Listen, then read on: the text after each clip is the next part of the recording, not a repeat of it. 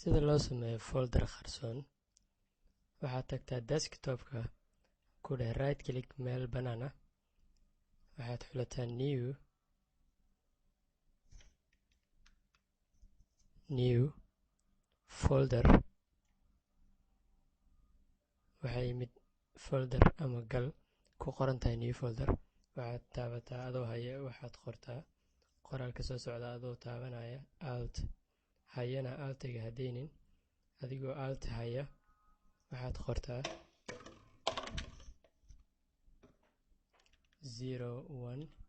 0160 waxay noqonaysaa faaruq waxaad ku tiraahdaa dhinaca bidix right click properties customize waxaad tagtaa qaybta hoose oo aad xulataa change icon dhankan u wad